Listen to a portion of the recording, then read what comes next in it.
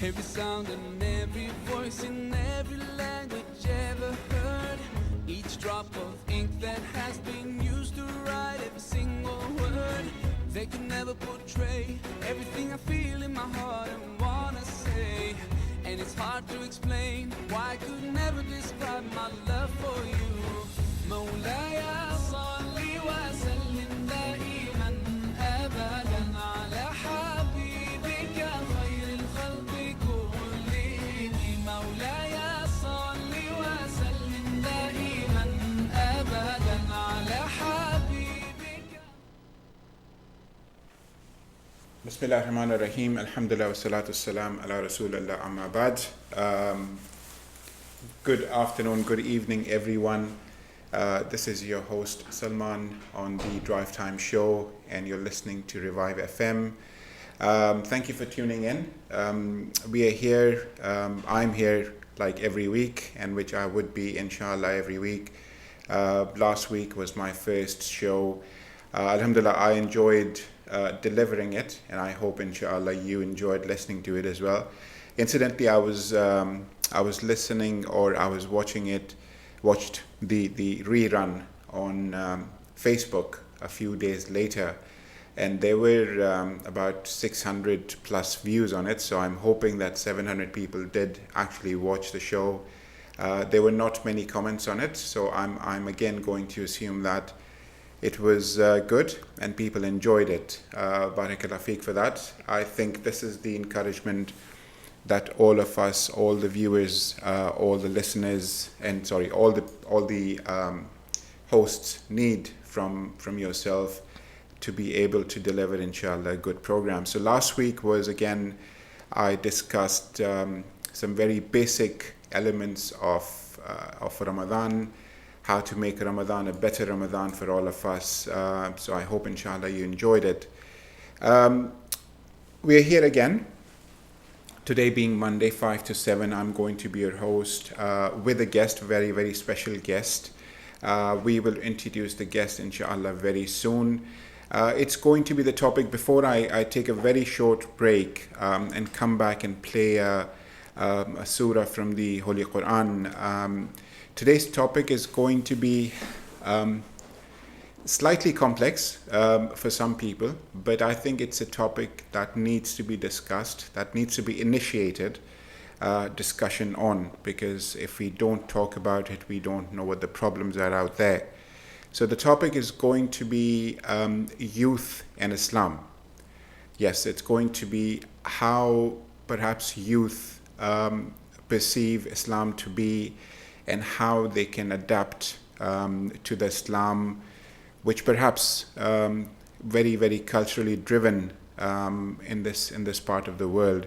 So that's going to be the topic, and we've got the guest here, of course, and we will introduce her very, very soon. But because it is youth that we would be targeting, I would like, honestly, a lot of callers to call in.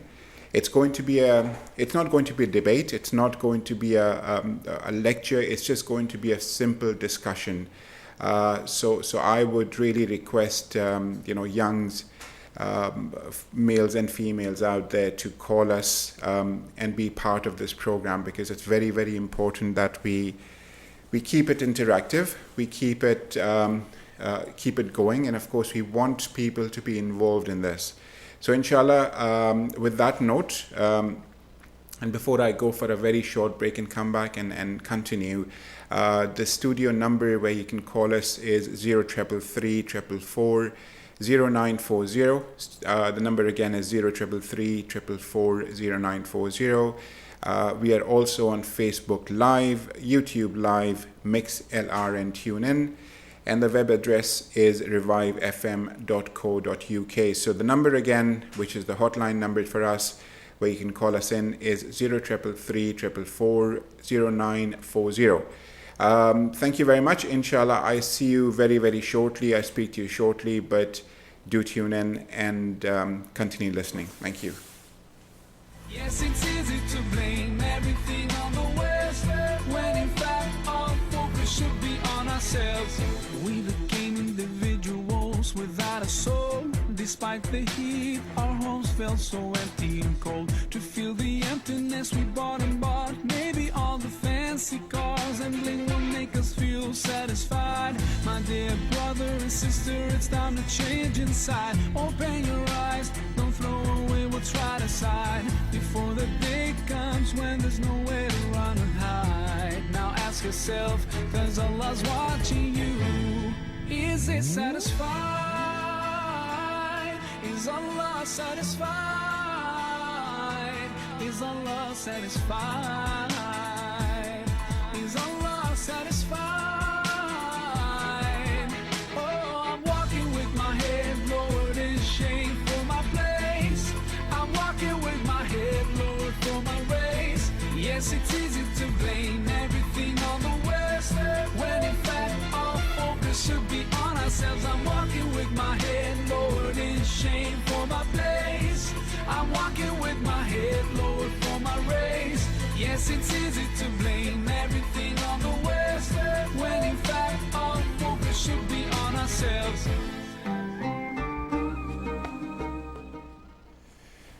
Assalamu alaikum. Welcome back, viewers, listeners. This is your host, Salman Mujtaba. Before I continue, I'm just going to very quickly play you the surah from the Holy Quran, which is very relevant to the topic we are discussing today. So if I may please ask you to listen to it, and inshallah we will continue with the program very soon after, inshallah. It's all around. You feel so helpless, you can't see which way to go. Don't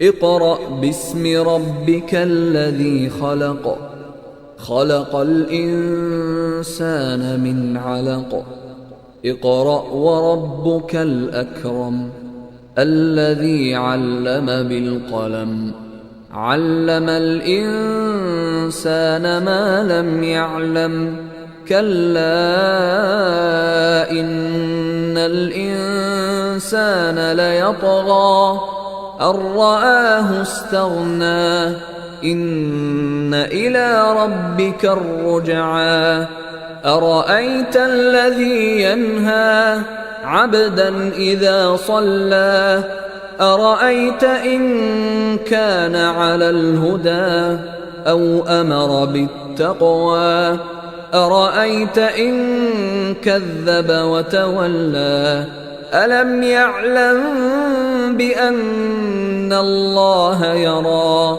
كلا لئن لم ينته لنسفعا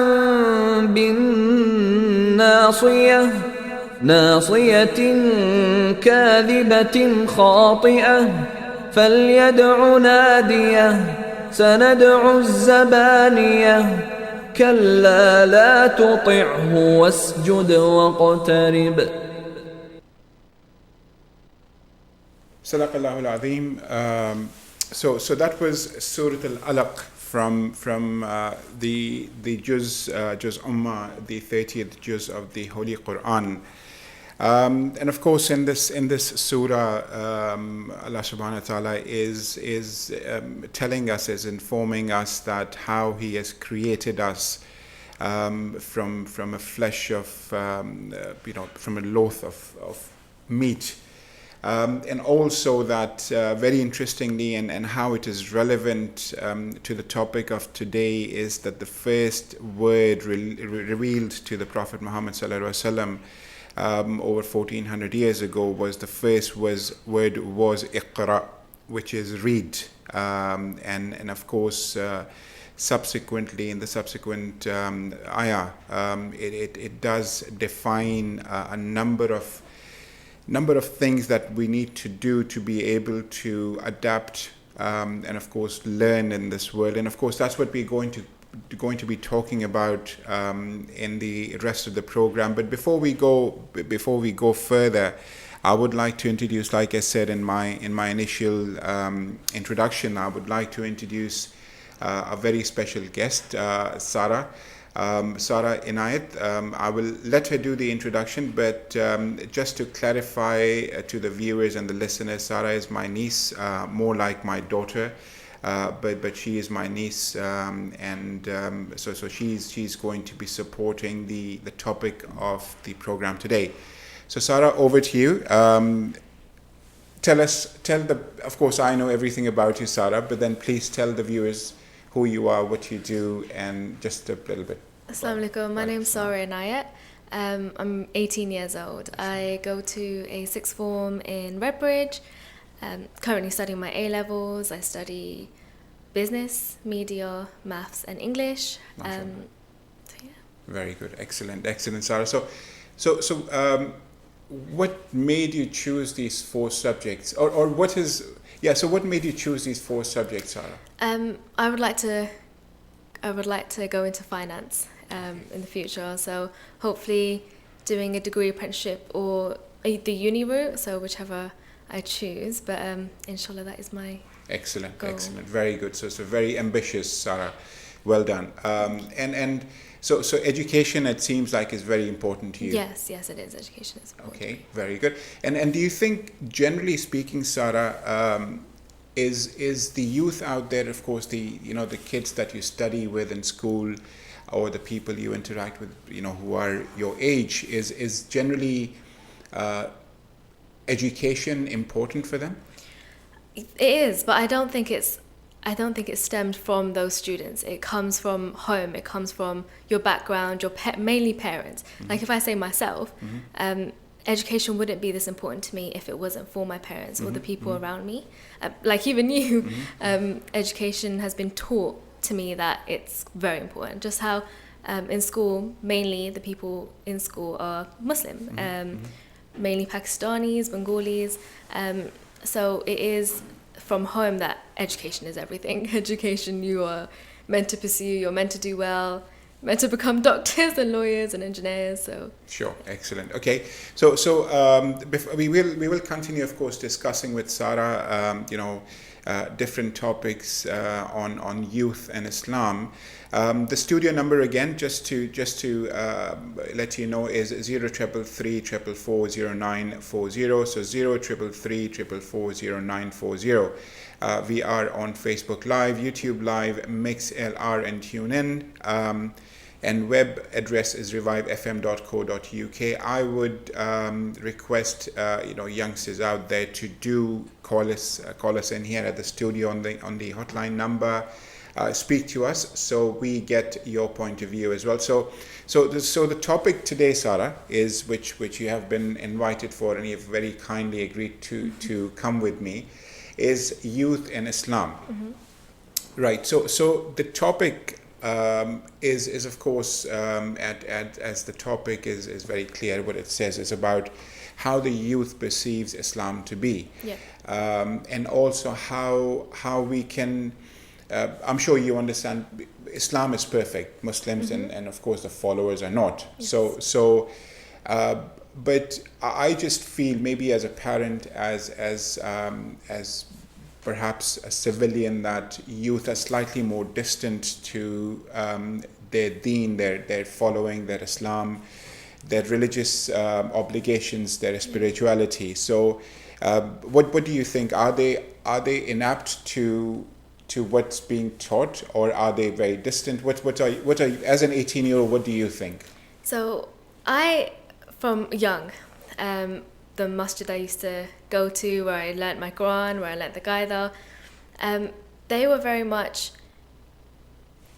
Islam has been taught, like I was taught to love Islam, but where I went, it was very much, if you do not do this, if you don't follow this, then there's consequences to it. So there was a lot of fear when it came to teaching of Islam. We weren't taught to really love the religion itself, and I think that's with the people around me as well. If we don't do the right thing, and oh my God, it's such a big deal. There's huge consequences to it. And I think we're in the 21st century. I'm an 18-year-old girl, and it's very much like I go to a mixed school where there's boys, where there's girls, and it's like, oh, you can't talk to the boys, you can't talk to the opposite sex. But I feel like when I'm in lessons and stuff, it's like, even with Muslim teachers, it's like, oh my God, she shouldn't be talking to that boy. That girl can't talk to. It's very much like that. Sure. But I think with the youth these days, if you, like with my parents, we're very much, I know my limits. They know their limits. So it's like other students know their limits. But with the youth, with Islam, the teachings of the Quran, if it's been taught right, if you're taught to love the religion, you're taught that everyone makes mistakes. And if you know your limits, then there shouldn't be... Sure. So do you think, Sara, the Islam is being enforced, not enforced perhaps is the right word, do you think a certain interpretation is being forced on kids and say, listen, you either do this or you're not part of the deen or something? Is that what you're saying, or do you think Islam is easy but then it's being taught differently? Yeah, definitely. Okay. Islam is very simple. It's such a simple religion, but I think it's been complicated. Like I don't wear the hijab, and that's because I feel like I need to understand my religion fully, and there's things that come before that in order to wear the scarf. But with the people around me, it's like with like the elder generation, it's like, why do you not wear a hijab? You're a Muslim girl, 18 years old, you should be wearing the hijab. But to me, and my parents understand, it's very much, you need to understand what's been taught to you in Islam. And if you understand your religion, if you understand, like praying 5 times a day, understanding the Quran, there's more to it than just wearing the hijab on your head. And I think in the older generation, it's stick to the books, stick to it. As soon as you hit puberty as a girl, it is wear the hijab. But then that's where girls, what I've seen in my own school where it's prominently Muslim, they start to rebel. And it's like, well, they have been forced to wear the hijab at a certain age when they get into year 7, 12 years old, but they don't know why they're wearing it. They don't know the reason behind it. They don't know the teachings of Islam and why girls should wear the hijab. And then they come into school, they go to the bathroom, they take it off, and that is not right. It's better than not wearing the hijab at all. That's where, with me personally, that's why at 18 years old, I still haven't chosen to wear the scarf. And that is because I personally don't understand the reasons why yet, and I feel like there's more that needs to come to it than just putting the hijab on my head. And that doesn't define Islam. It doesn't define, yes, I'm a Muslim girl because I've got a hijab on my head. And even with my mum wore her hijab when she went Umrah in 2009. She was 32 years old. So with her, that's when she believed, okay, it's the right time for me because I now understand and I feel like I can put the hijab on my head. But I think at the moment, with everything going on, with terrorism, with the way Islam is being portrayed, some would say it's easier to not wear the hijab because of the attention that it draws. And wearing the hijab, you're meant to be modest. It draws attention away from you. But how society is nowadays, it's very much that it's drawing more attention than not wearing it at all. Very interesting. So my viewers, my listeners, it's a very, very interesting, Sara, that's a very, very interesting perspective, and I think we will need to continue on this. And just to just to clarify as well with my respected listeners and viewers, under no circumstances I'm a jurist. I'm not going to debate or challenge any jurisprudence or fiqh of Islam. I'm basically a host. This is a topic that we're discussing. We're not going to challenge any fiqh which is out there. We're just having a simple discussion. So perhaps this discussion is going to be also geared towards the leaders of the masajids. How can they attract the young, and also let them be the force, inshallah, for the next generation, and let them lead the masajids, and let them understand. So just to clarify, I'm not going to I'm not a fiqhi person myself. I'm not going to pass any fatwas here. So with due respect, we need to listen to the youth. That's the reason we're here. So Sara, coming back to a very sort of fundamental, of course, the rulings of Islam, which is of course your 5 pillars of Islam, which is of course your shahada, your Sawm, which is of course your fasting, your Hajj, your zakat, and your salah. So and again, you are perhaps representing a lot of youths out there, and you are here, of course, with me today. We would like to invite you again, but this may be a sort of a continuous discussion. But what are when you talk about the 5 pillars of Islam? Okay, let's pick one by one. So, what does the shahada mean to you?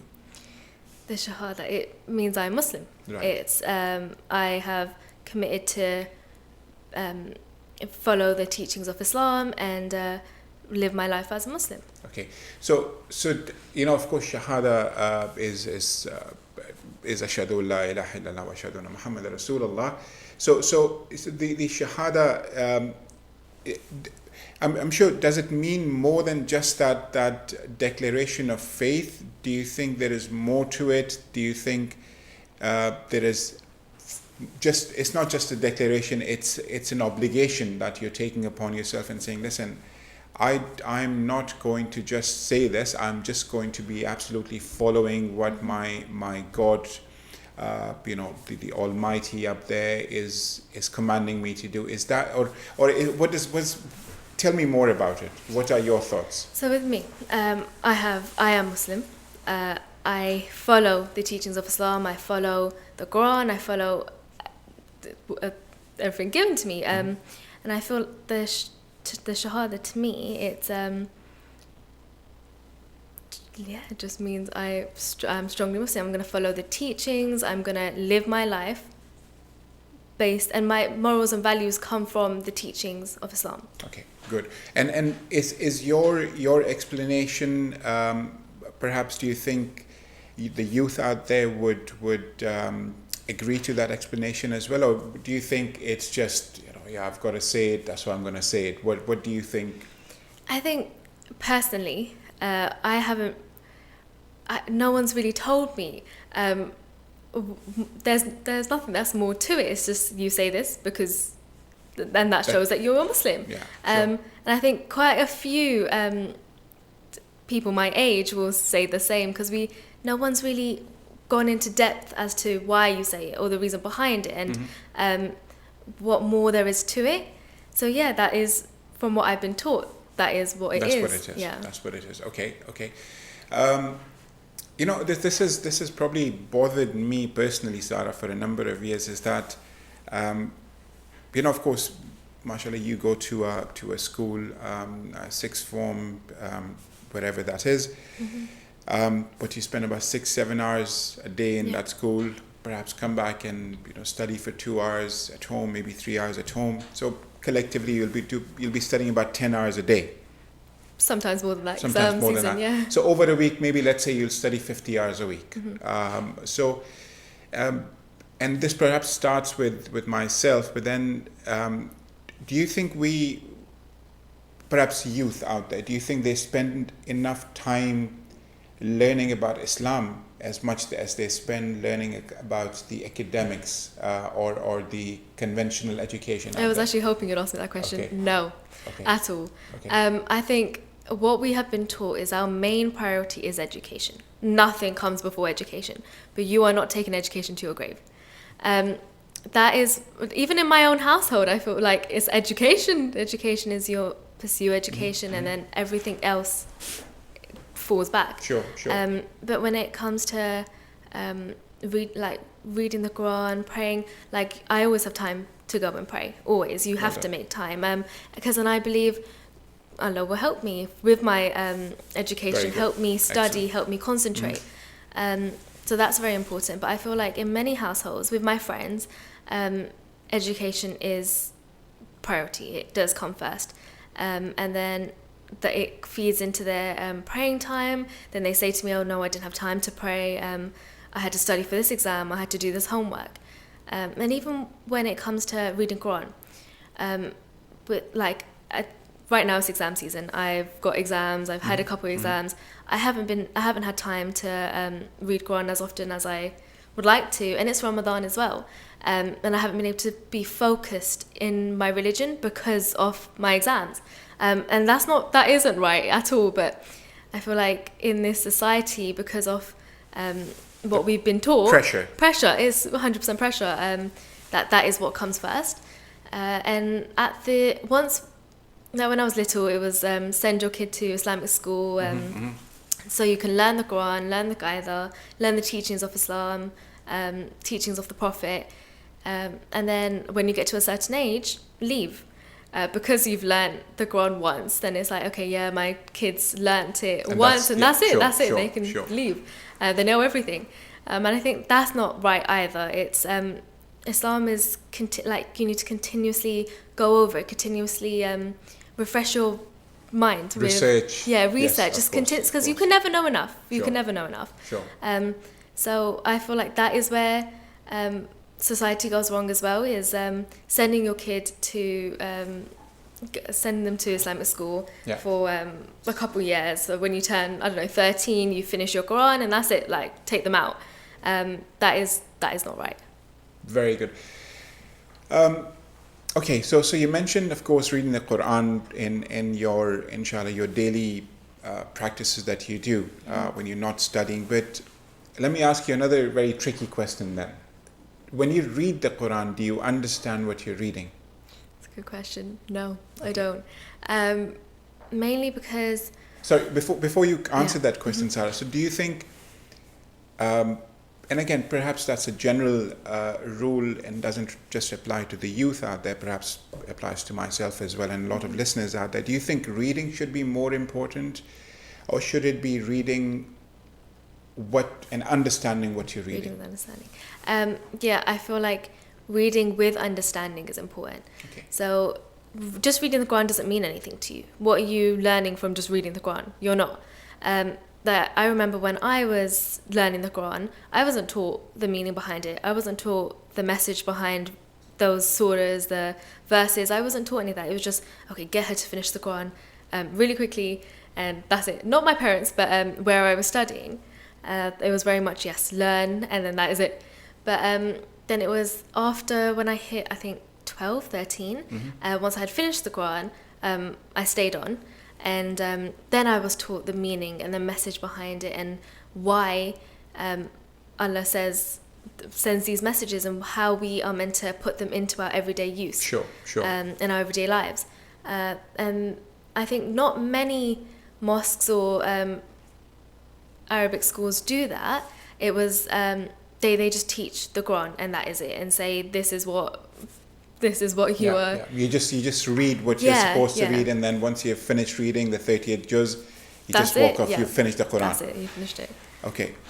So I think so far, my brothers and sisters out there, viewers, listeners, I think it's a very interesting topic, and we've just started off discussing this. And it would be great if we could get a few calls coming in the studio. The number is 0333 444 0940, and more so because I think myself and Sara, I think we're having a very, very good discussion here on youth and Islam, and like I said, we've just started off on discussing about the first obligation or first rule or pillar of Islam, which is the Shahada, and of course reading of the Quran and the studying.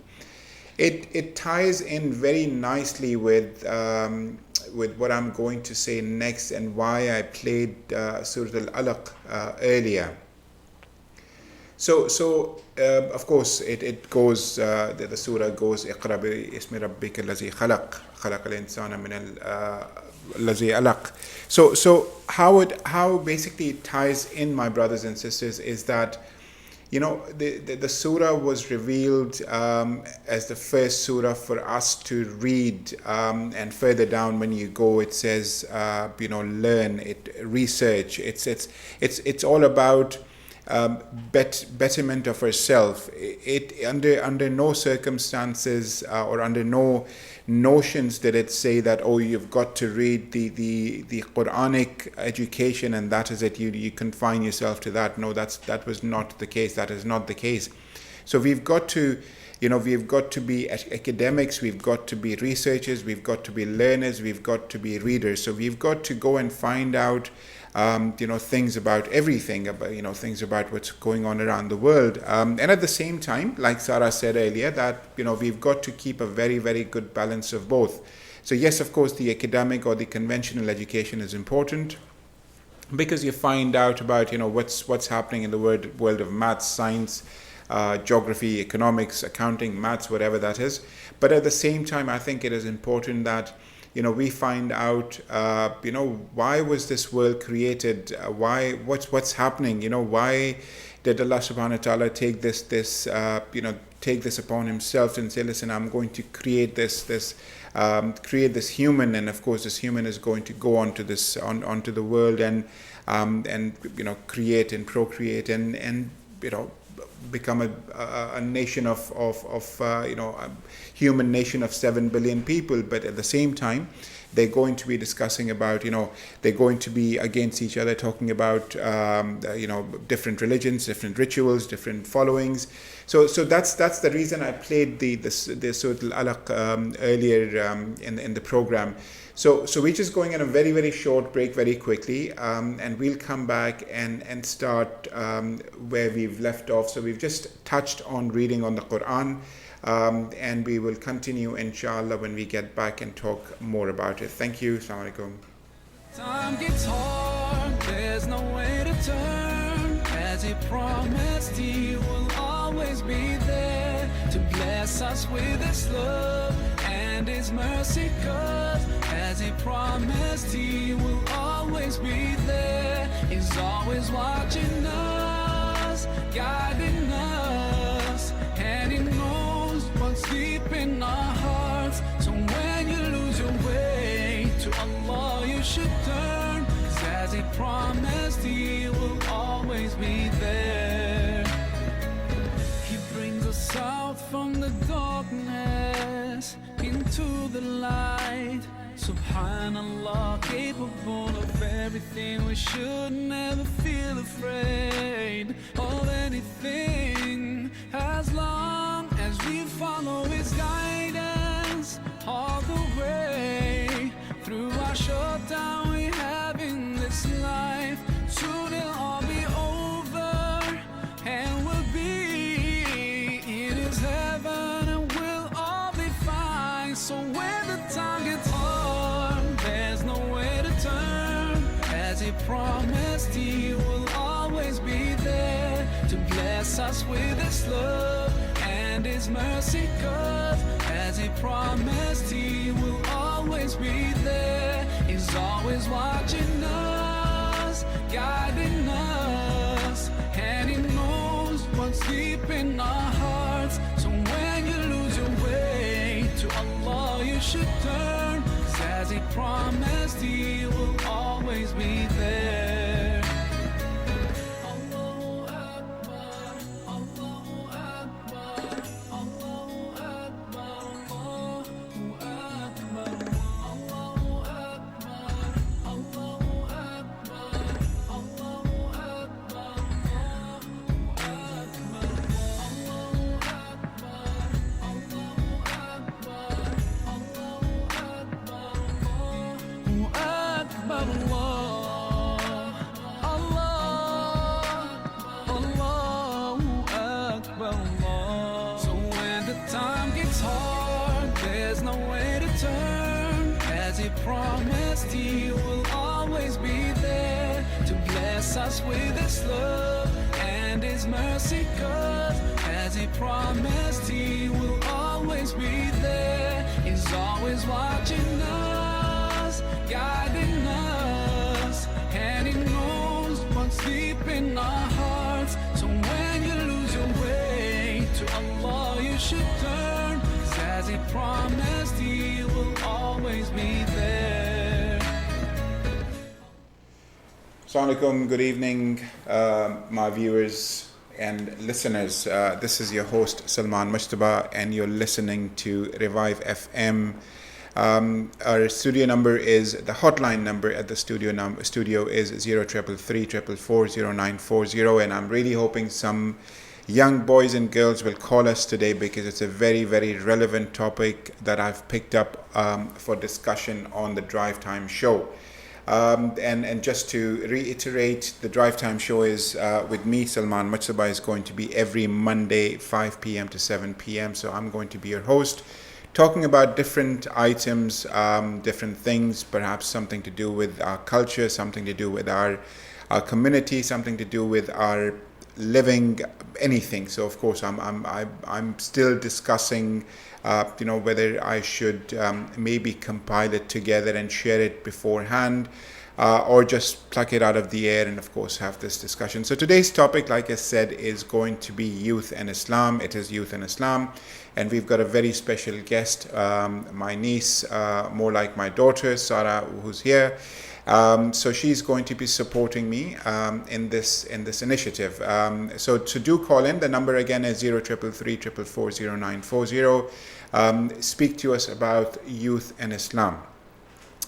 So Sara, before we went on break, we were talking about the 5 pillars of Islam and what does it mean to yourself as a youth, and perhaps to your peers, to your friends, and kids out there of your age.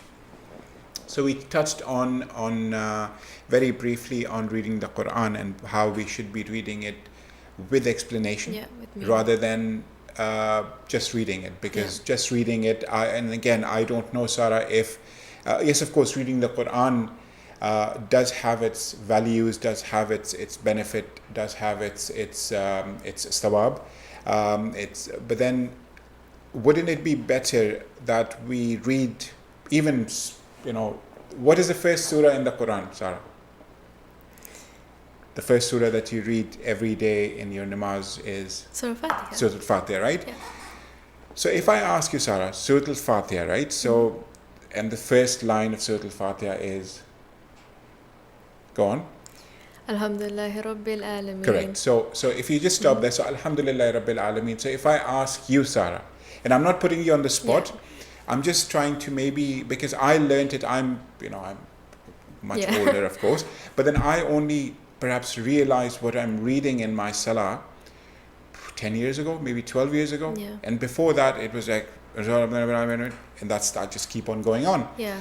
And it perhaps came to me that, listen, what am I reading? What am I trying to say? Who am I speaking to? Is he actually understand what I'm saying? Because if I don't understand what I'm saying, how can I be in conversation with my God? So do you know that the first line, which is Alhamdulillah Rabbil Alameen, what does it mean?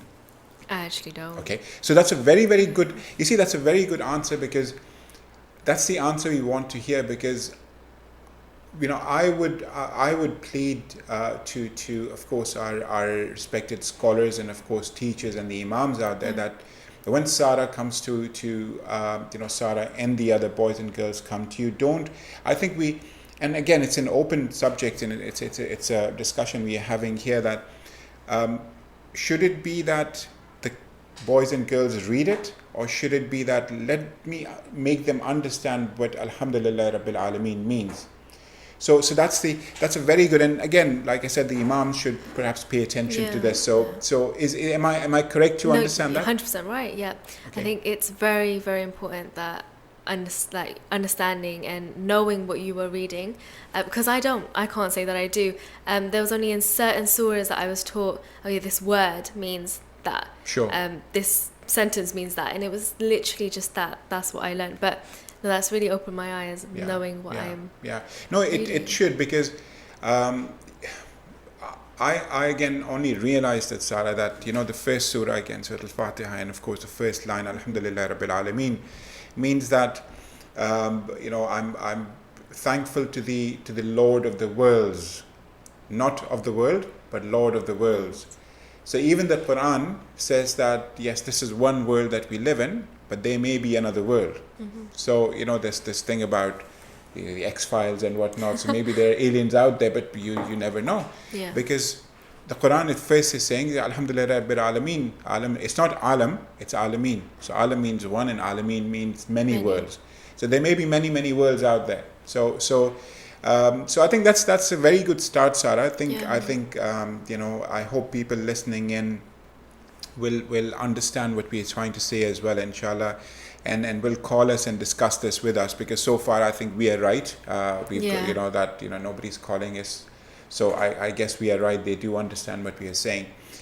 So the second, and again, we're not going in any specific order. We've got Shahada, we've got, so the next is Salah, right? So what does Salah again mean to you? What is in our language, namaz, Salah, what does it mean to you, Sara? It's time for me to connect with my God. Very with good, Allah. excellent. It is. It's time for me to sit down, think about, reevaluate my life. It really is time for me to just say thank you and time to connect with God. That is very good, excellent. That's a very, very good answer. And how do you create that connection, Sara?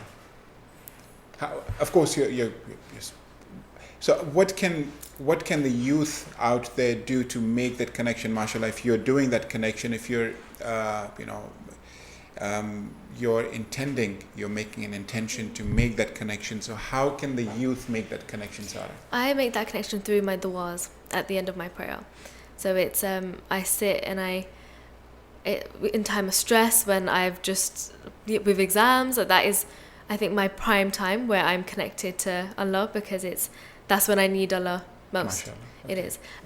But also it's not forgetting Allah when you're at your highest, when you're happy, when everything is going well. well. When everything is going well. Yeah. I think it's very, very important to remember Him in both times, and I think that's where the youth, not just the youth, where people go wrong is what they pray to God when they're stressed, when they're at their lowest, but forget Him when everything's going good. well. Yeah, things are good. Yeah. And I'm guilty. I can say I'm guilty of that at times as well. And I do tend to pray more when I'm stressed, when exams are around the corner. I do pray more, and that's not right.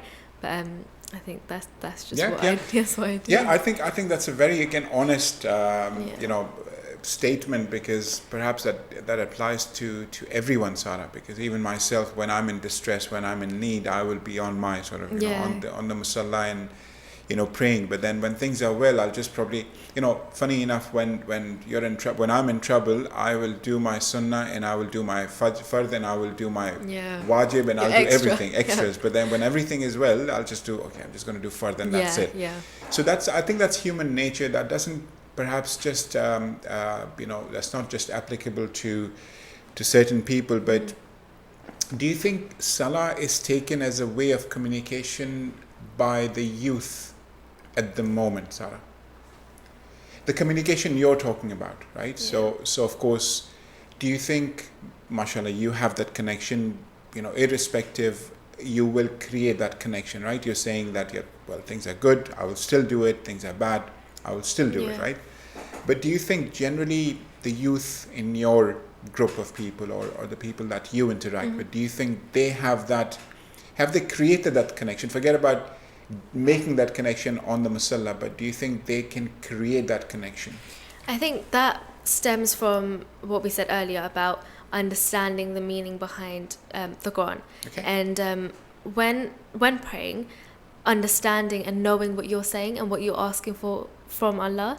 And I think that is where connection stems from. Knowing what you are saying, knowing what you're asking for, knowing what you're praying for. And I think the youth, I don't know what I'm saying. I don't know what I'm asking for. So there is that barrier between me and Allah, and that connection that I don't have that strong connection because of that barrier. And I think with communication with the youth, apart from Salah, I don't think there's. I personally, I wouldn't say there's outside of that there is much connection. Okay. With when it comes to dua and just without praying, like I make dua quite often, and that is also another way of me connecting with Allah. Another way of me asking Allah for help. Communicating. Yeah, with them. communicating. Okay. But apart from that, no. Okay. That's very interesting. That's very, very interesting. When it comes to communication, I'm going to share a story with you, Sara. A very short story, and I put it on our family chat as well. So you may have read it, but it's just something that I want to share with my viewers, and maybe your analysis of the story as well, or your what you have learned, what you may have learned from this as well. So this was about a month, maybe 2 months ago, and I was walking. I came out of Marble Arch Station. Yes, Marble Arch Station, right? So, and then I had to go for a meeting near Marble Arch Station, and so I passed by where Marks and Spencer is. Yeah. Then between Marks and Spencer and another shop, there's a small sort of alleyway. So I was sort of walking to go to my meeting, and I thought I'll go for a coffee before I go for a meeting. So I passed by that alleyway, and I saw this man from the corner of Maya, and he was just sitting there. He was homeless, of course, right? He was sitting on the floor, very rugged, very dirty. So he was just sitting there, and he was not looking at me, he was not asking. But then from the corner of my eye, I saw him that he was reading a book. Yeah. Right. Instinctively, I said, okay, I'm just going to turn around and see what he's reading. So I turned around, and he was reading the Quran. Oh, wow. Right. So he was. I don't think he was dirty, but he just looked sort of homeless, right? May Allah Ta'ala make it easy for him. And he was reading the Quran. And again, instinctively, I stopped in my tracks. I said, no, let me find out what's going on. So I went to him and I said, Assalamu alaikum. And he didn't even look at me. He was just still reading. I said, Salam, brother. And he said, Walaikum salam. And he said, I said, are you okay? He said, yeah, alhamdulillah, I'm good. And I said, what can I do for you? He said, I don't want to beg. Whoever wants to give me something, I will get. Yeah. And Allah subhanahu wa ta'ala will tell people to give to me, but I'm not going to beg. And I thought, my God, man, this guy is deep, right? And I said, okay, so how much money do you need? So he said, I need some small amount of money, maybe 30, 40 pounds. And I said, if I get that, I'm going to go to the shelter where I can pay this £40, and that's £40 will cover me for the week. And I said, okay. And he said, okay, stay there. I'll see what I can do. So I went, and whatever I can, I got the money and I gave it to him. And I didn't want him to feel sort of humbled or anything. So I said, I walked off, and I didn't want to even look at him.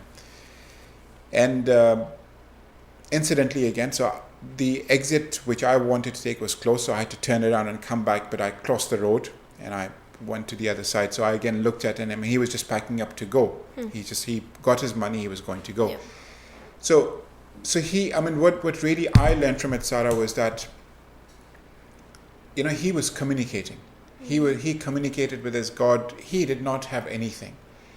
He did not have absolutely anything. He was sleeping on the streets.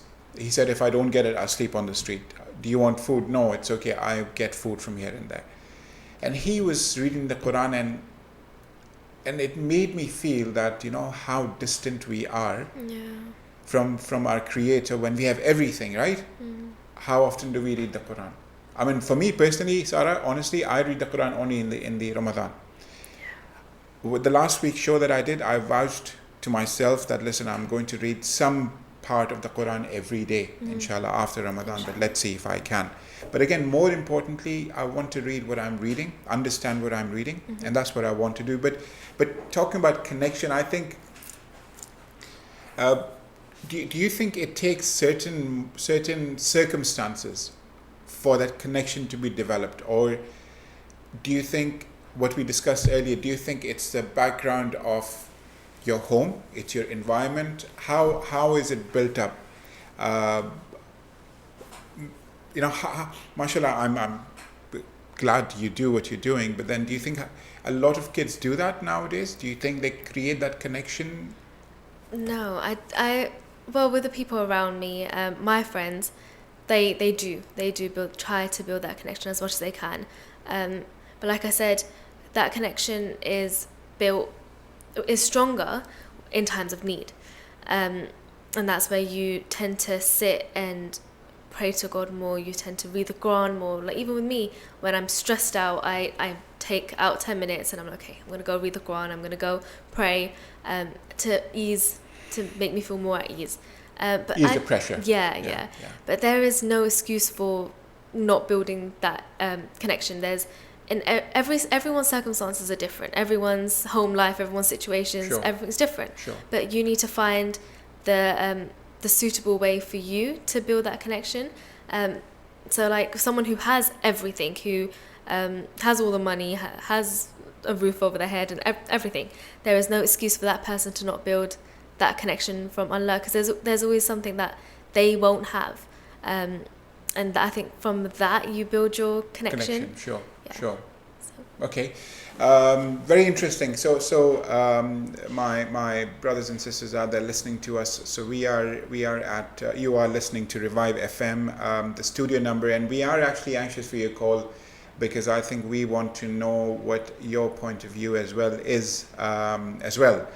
Because it seems like whatever Sara and myself are saying is correct, and everybody is understanding and agreeing to it. So it seems like that's Sara, doesn't it? Hope so. So if it's not, please do call us in. We promise to listen to you, and of course maybe have a three-way discussion on what I've said so far. Does it do you agree with it, or you don't agree with it? Let's have a good, inshallah, healthy debate on the topic. So the topic is, of course, youth and Islam.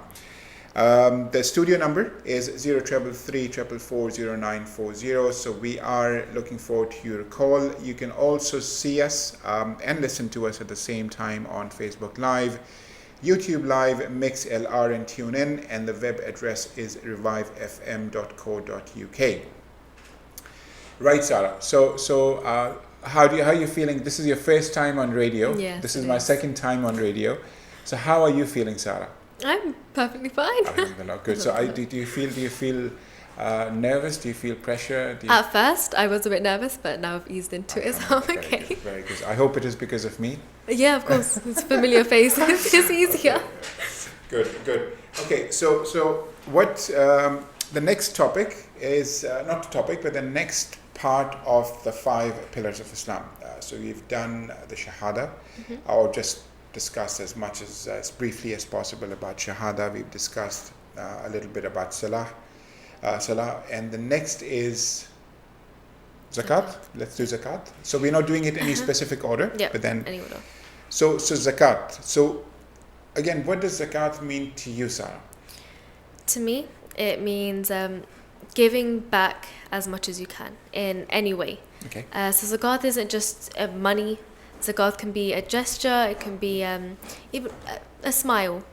That's what Zakat means to me. Okay. So Zakat invariably, Zakat is donation, right? Yeah. So what other kinds of donations are there? So you've got Zakat as one, right? So you've heard of Zakat everywhere. Yeah. So what other type of donations have you heard of within Islam? Have you heard of anything before? Sadaqah? Sadaqah, Okay. yeah. Have you heard of Lillah?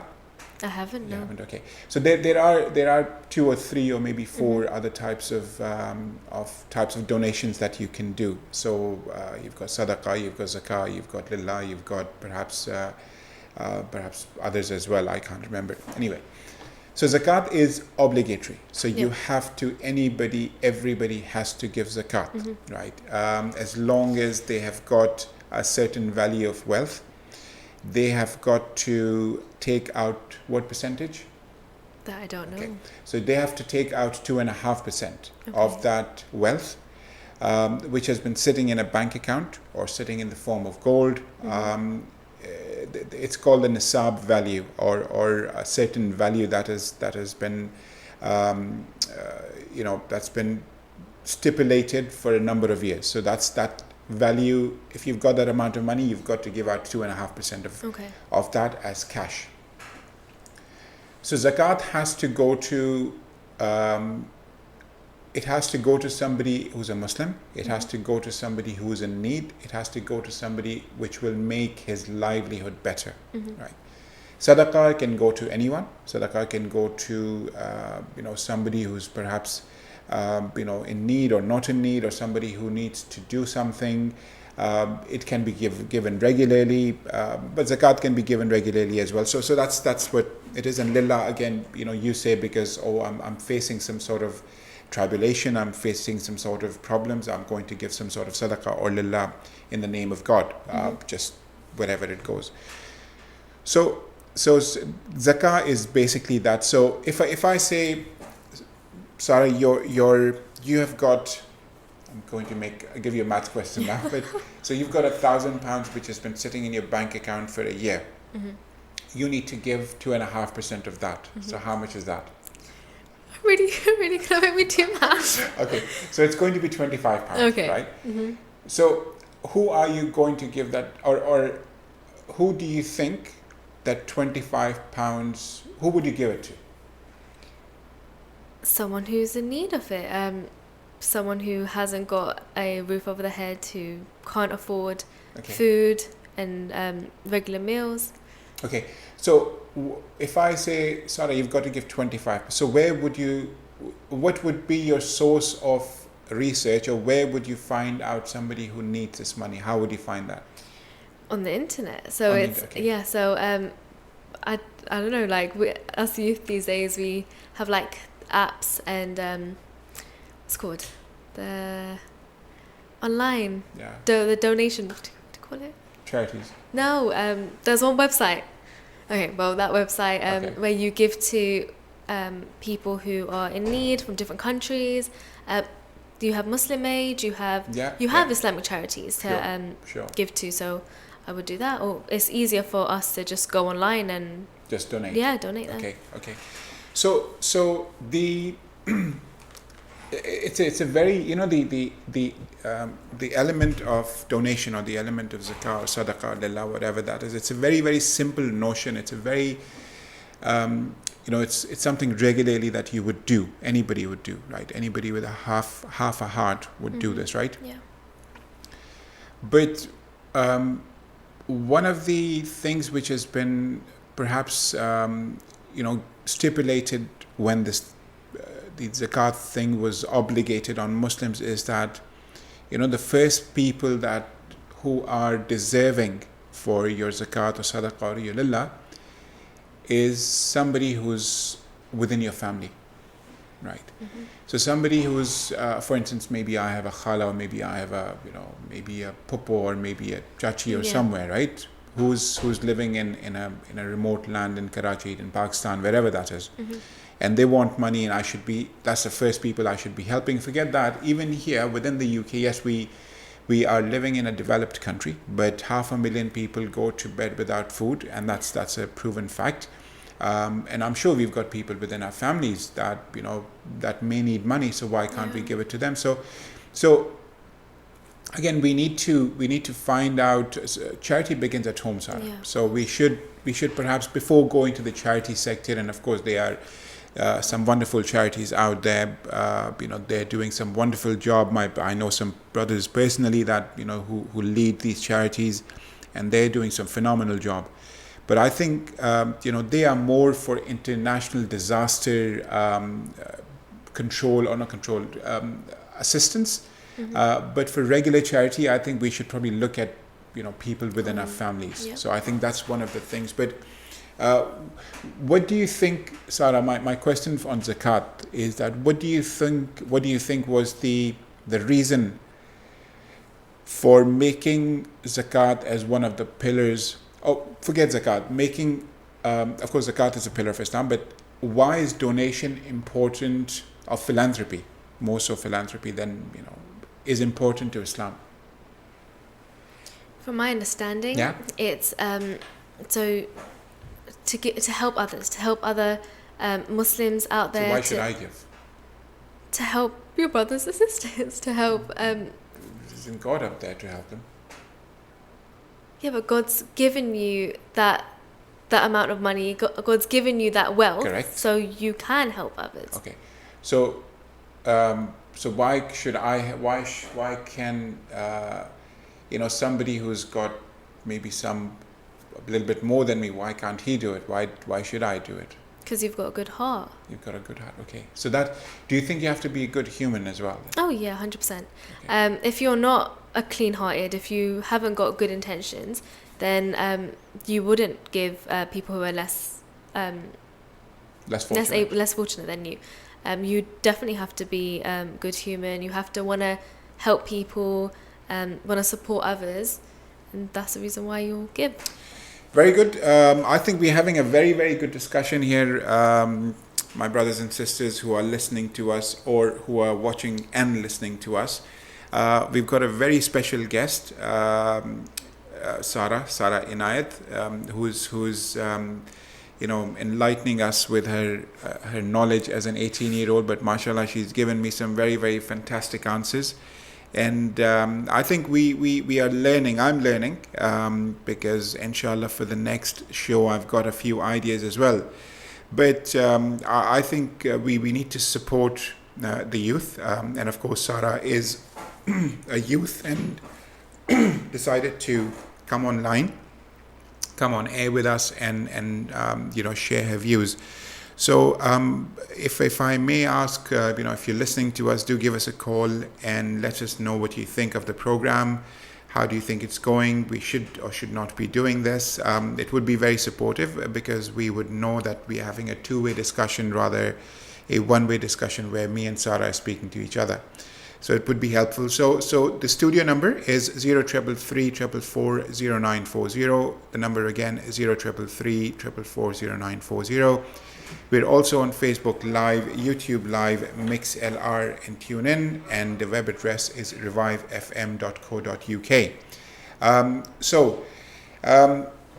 Sara, before I had to do my speech on Revive FM, we were discussing about how important zakat is, because zakat, of course, or the element of philanthropy or donation is good.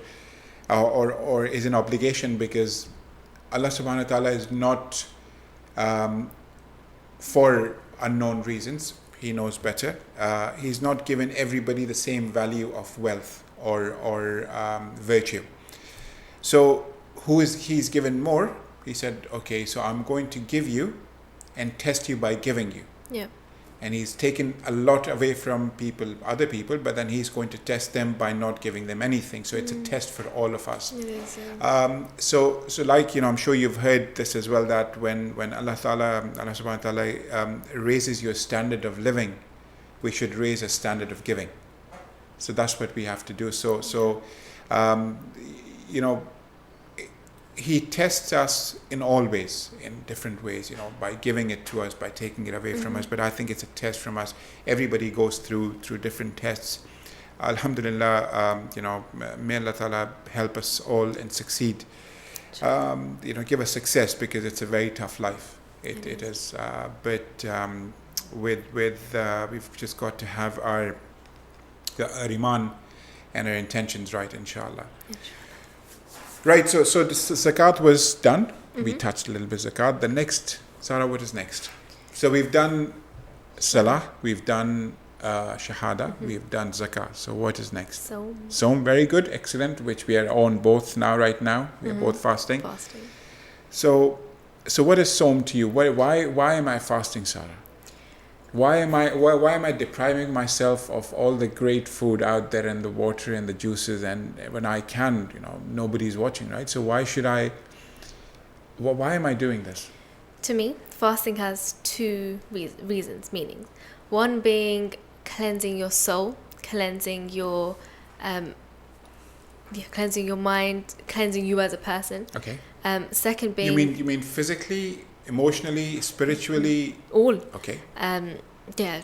And second being putting yourself in a position where, like with people who are less fortunate, people who don't have food and water, who live their lives every day like this, who at the end of the day, at iftar, they can't open their fast because they have nothing to open their fast with.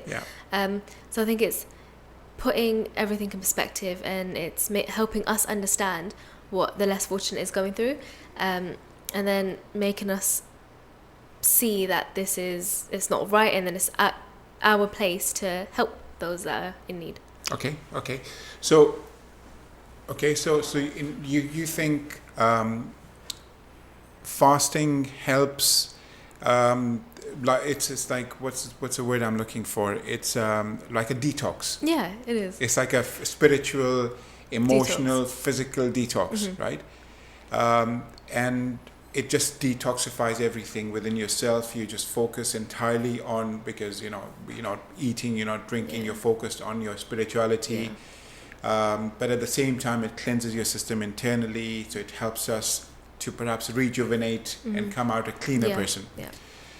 And at the same time, you think it's because what was the second reason? Putting us in that. Yeah. Okay, so making us feel what perhaps somebody else is feeling.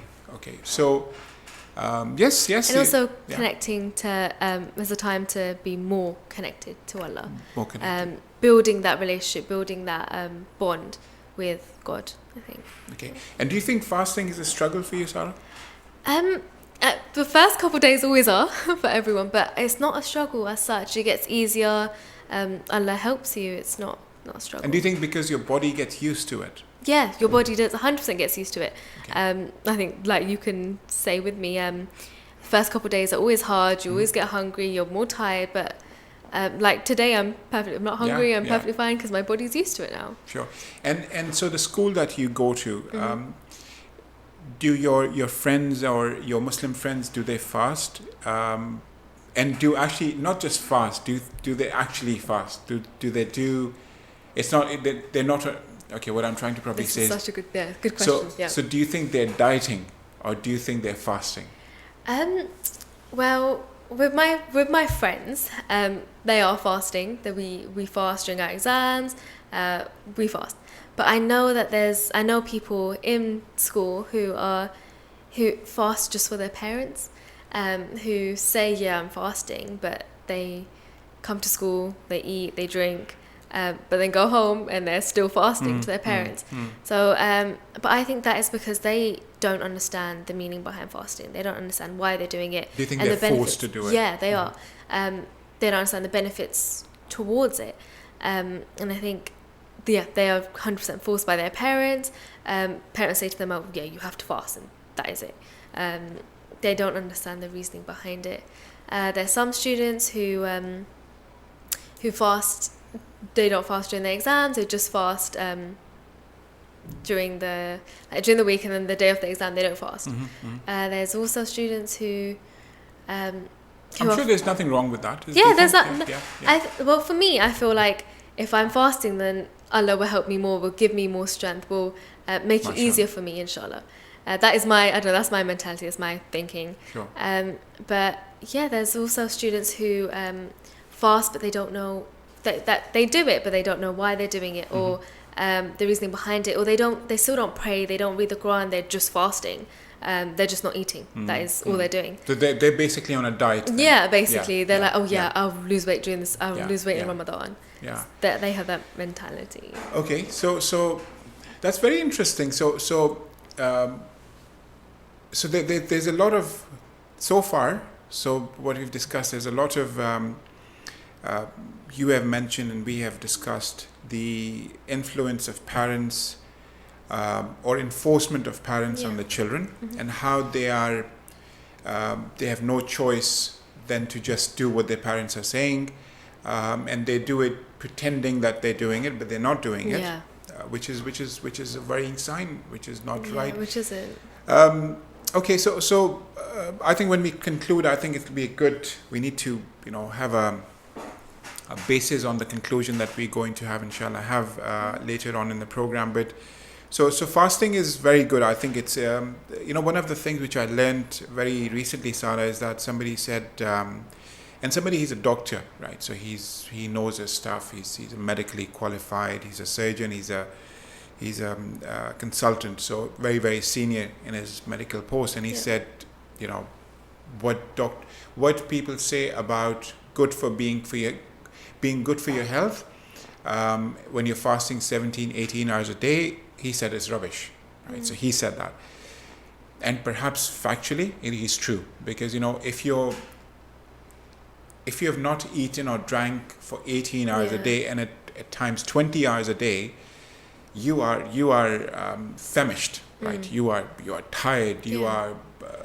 you're very, very down. But he said no, it doesn't help you. You know, it basically makes you more tired, because after 5, 6, 7, 8, maybe 10 hours, you're saying, listen, the body's saying, listen, I need something. But then somebody who's doing a surgical procedure, somebody who's maybe going to court, somebody who's going to doing some very labor intensive job, they are not able to deliver, right? But at the same time, he said something else, Sara. He said something takes over everything else, right? And which is, for him, he said, for him was that because my God has told me to do it, I'm going to do it. It's not because it's good for my health. I'm not even going to look at the benefits. He says, Sawm or Rosa or fasting is one of the pillars of Islam, and I've got to do it, end of. So you can make any excuses for not doing it, but there are enough reasons for you to do it, and the biggest reason for him to do it was that the God has told you to do it. So what you just said about, you were going to say something? I think it also stems from how strong your iman is. Like, it's very much like with me, I fast because Allah has told me to fast, and it's something that I have to do. But other people who aren't that passionate or strong about their religion, they wouldn't think like that. And I think that's the reason why they maybe lie to their parents about fasting, or they don't do it because they don't have that strength or that or passion, or passion for it. Yeah. Okay, let me put you on the spot again. Is your brother a naughty boy? Does he fast? My brother does fast. Okay, very good. He does. I think with Rahan, with my brother, I think he got to around 12, 13 years when my mom let him fast. But before that, he was very much, I want to fast, but my mom never let him. And I think that's because obviously he's young, and he maybe won't be able to take those many hours. But now he's Mashallah, very good, excellent. I think we're having a very good discussion, Sara, and I'm glad that you came along to the studio. The only ingredient making this program good for us is a few callers. So inshallah, we need some callers to ask us, or just to tell us how we're doing. It would be opinions, their analysis, their feedback. The number again is 0333440940. You are listening to Revive FM. We are also on Facebook Live, where you may be watching me and Sara delivering this program. YouTube Live, MixLR and TuneIn, and revivefm.co.uk. So we started off with the discussion on youth and Islam. So we had a good discussion so far. How do kids or 18-year-olds or the youth out there perceive Islam, and how can they make it better, inshallah, for themselves? We touched on a few topics on mainly the 5 pillars of Islam. So we are going to be proceeding to the final pillar of Islam, which is going to be Hajj, right? So we're going to be talking about Hajj, but it would also be nice if we can get a few people to dial in and speak to us and tell us how they what they're feeling about the program so far, and maybe even just give us some advice on how we can make, or how I can make my drive time show better, because you're stuck with me for the next I don't know for how long. Every Monday from 5 to 7. So my plan was, inshallah, to continue this youth engagement program.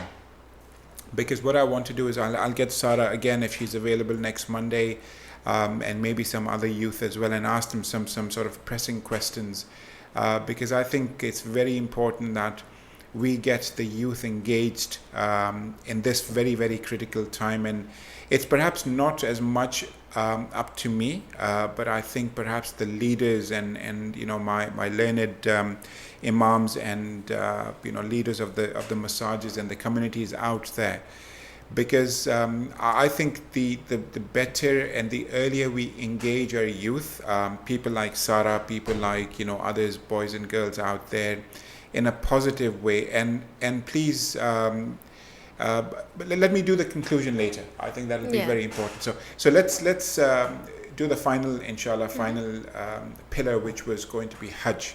Have you been for Hajj, Sara? I haven't, no. Okay. Been for Umrah. You've been for Umrah, mashallah. Okay, so what made you go for Umrah? I was only 8 years old, Oh, so God, it was okay, my so- parents. Okay, so you don't remember much of it. I don't know, not much. Okay, so do you remember the Khana Kaaba? I do, yes. Okay, and do you remember the running at Marwa? Oh, Safa yeah, and I Marwa? remember Okay. sitting in a wheelchair, my mum pushing me. Oh, wow, okay. Why? Just because I was too tired to walk. Oh. So, because my brother was 5 years old at the time. Right. So he was sitting on your lap. He was sitting on my Right. lap. Yeah, because we were young and we couldn't do that walk. We got tired, so mum was Was your dad pushing sitting us. on the wheelchair and your mum pushing as well? No. Okay, very good. So 10 years down the road now. How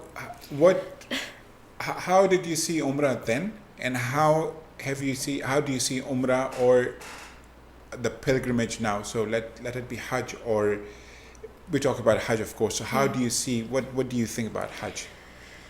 What do I think about Hajj? Well, when I was 8 years old, I didn't know much at all. It was, I was just told, so we're going to Allah's house, and that was that, I think. Because I was young, there wasn't much talk about it. There wasn't, maybe because I wouldn't understand, so it was just, I think it was mainly for my parents, for them to do. My parents haven't been to Hajj, so it was just, it was for them, and they were like, okay, we have to take Sara and Rohan. Sure. But now my view on Hajj is completely different to back then. It's something that, obviously, us Muslims, we have to do once in our lives. When we're... What if I can't afford it? I can't go then? That's a good question. So then it's not obligation? Yeah, then it's not... No. Okay. But obviously try your best too, if you can. But Hajj is... Honestly, if I'm honest, I don't know as much as I should about Hajj. I don't know much at all. Okay. I think it's something I definitely need to research and look into the reasons why we go to Hajj, the benefits of it, and I do need to do my research. Okay. When you go for Hajj, do you know what's a tawaf? Yeah. So what is it? How many times do you go for it? How many rounds make a tawaf? 7. Correct. Okay. And how do you do the tawaf? I don't No, know. as You in just go around the Which way? Kaaba. Clockwise. And I don't know. Okay. You actually go anti-clockwise. Oh, okay. Okay. So you go actually anti-clockwise, and 7 rounds around that make one tawaf. Okay. Right. And then of course you do 7 Yeah, of them. yeah. Right. Why do you go anti-clockwise? Oh, that I don't know. Okay. And that's it applies both to Hajj and Umrah and every any pilgrimage that you do, only 2 anyway. But the reason you go anti-clockwise is because you are depicting time going backwards, right? So you're going backwards. While you're doing that tawaf, you're asking for forgiveness. Yeah. And you're turning time backwards simultaneously. And effectively, once you've done those 7 tawafs, you are basically, you've brought yourself back to when you were born. Yeah. Right? So you come out sinless. However, you come out sinless for your spiritual obligations. Okay. Right. You come out sinless because you have not prayed. You come out sinless because you have not paid the 2.5% zakat. You come out sinless because you have not kept all the fasts. So all the bad deeds you've done. Bad deeds for which are aligned to the Almighty. Okay. Right. Remember that. Yeah. Okay. Do you know what I'm so? I think so. Okay. So whatever I've not done spiritually, Allah subhanahu wa ta'ala may forgive me by doing that tawaf. Okay. Right. But the sins I've done against humans, I would not be forgiven. Against other people. Against other people. So I have to go and ask them forgive.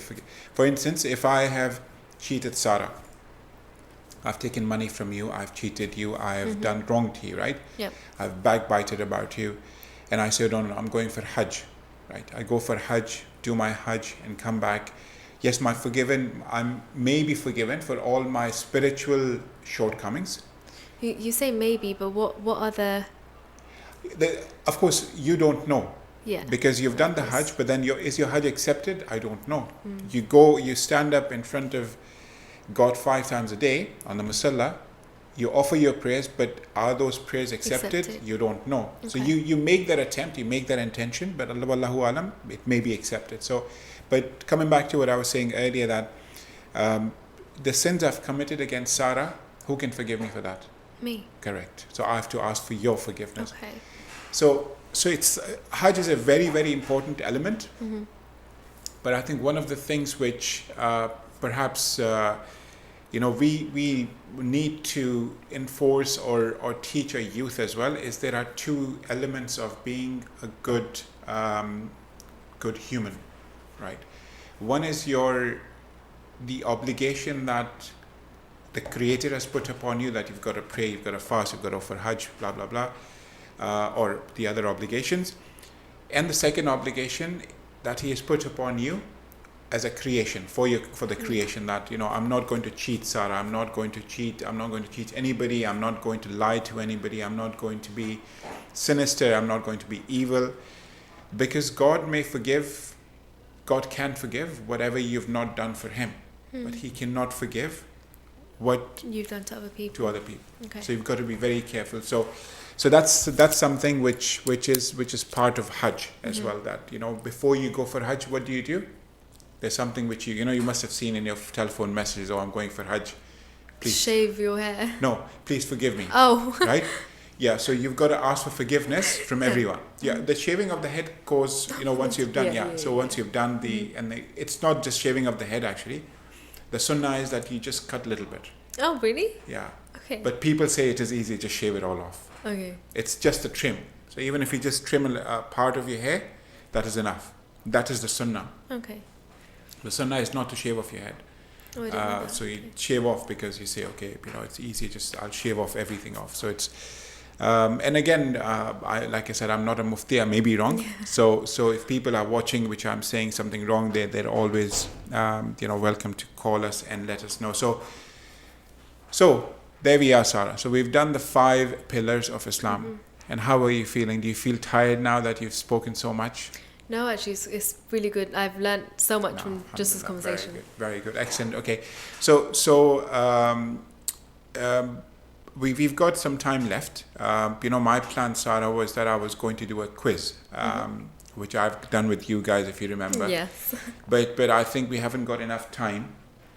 But we will continue, inshallah, next week on perhaps do a quiz. Perhaps get some maybe do a promo. I'll ask the producers if they can do a promo for us to do a quiz. Maybe you can join me for that quiz as well next week, Monday, 5 to 7. So it's going to be an Islamic quiz. It's going to be, I'll be asking questions. Maybe you can be my guest and then, of course, answer those questions. And at the same time, we can have a discussion as well on different topics. So that's what we're going to do next week, inshallah, ladies and gentlemen, brothers and sisters. You are listening to Revive FM. Studio number 0333440940. We are also on Facebook Live, YouTube Live, MixLR and TuneIn, and webrevivefm.co.uk, where you can, of course, tune in as well. So we are coming to the end of the program. Before I conclude, inshallah, Very quickly, I'm just going to basically consolidate what we spoke about in the last 1.5 hours. So we started off, of course, reading of the Surah Al-Alaq. And the reason for reading or reciting, sharing that recitation with you was that the obligation on us as Muslims, alhamdulillah, it's an honor for us to be Muslims. We are born Muslims, and why we are Muslims, perhaps we don't know, because of course our parents are Muslims. But if somebody does ask us some sort of complex questions about our deen, we may not be able to answer them. So I think it's important, like Surah Al-Alaq says, that you have got to read, you have got to research, you've got to learn, you've got to educate yourself, because that's the only way you will compete. And when it talks about these learning or educating or researching, it's not to do entirely with the Quran or the Deen, but I think conventional education is very, very important as well. I read somewhere some time ago that I'm sure everybody wants to be a doctor, or everybody wants to be an engineer, everybody wants to be a banker, but it's not possible. Not everybody is made the same way. My dad wanted me to be an accountant. No, I'm not cut out for an accountant. So everybody has different qualities, and everybody is made out to do something else. And we should not expect everybody to be a hafiz of the Quran, or at the same time be the top doctor of the United Kingdom. No, it's not going to be possible. So we've got to be realistic. We've got to be ambitious, but then at the same time very factual as well on what we say or share with our children. So the entire topic today was youth and Islam, and we had my niece. I'm going to stop calling you my niece. We had Sara Inaya, who is my niece, just to clarify. So she was with us, and we discussed about the 5 pillars of Islam. And one of the things which was quite evident, and Sara, you can correct me as well if I'm wrong, is that I think the gap between the youth and Islam is slightly widening, because I think we as perhaps parents, and perhaps imams out there, my respected brothers and sisters out there who teach Quran, I think it is important that we teach the value of the Quran rather than the word or the script of the Quran to the children, because I'd agree to the Sara as well. I know about maybe 6 or 7 surahs myself, but I know the entire meaning of them, right? I try to read the surahs that I know the meaning of. So I'm in a better conversation with God. So I think we need to, and this is my shout out to the leaders or the teachers of the Quran out there, that when you teach your children, when you teach other children, do teach them the meaning of the Quran. Or perhaps my request is my children out there, the young boys and girls, they should, whatever they read, even if they know 5 surahs out there, but then if they know the meaning, if they know the reasoning behind the revelation and the history of that surah, that would be much better, rather than them reading that the Quran like anything, it's just reading, it doesn't mean anything to them. So we should do that. And of course, at the same time, we as parents and the community leaders and the imams, we should try and narrow out the gap between us and the children, because I think that's very important. Let them be part of the community, and like I said, Sara is my niece, and she would perhaps let you know as well that I'm very, very close to my children. I'm very close to the children in my family. I try to teach them as much as possible. I'm a very tough person. But at the same time, I try to. You have the understanding. You try to connect with. Yeah. So you have got exactly, Sara. So I think we've got to connect with the youth. We've got to try and connect. Yes, they are a very tough bunch of kids nowadays. tell me about it. But Yeah. but you've got to try and connect with them. It is not easy. By any means, it's not easy. But then I think we've got to try a little bit harder, inshallah. So Not even try to connect, but understand. I think that is important as well. So you think understand what they're trying to say? Yeah. Okay. Have time out and try to listen to and understand what we're trying to say, and it's just let us. Hour and a half, and the 5 pillars of Islam.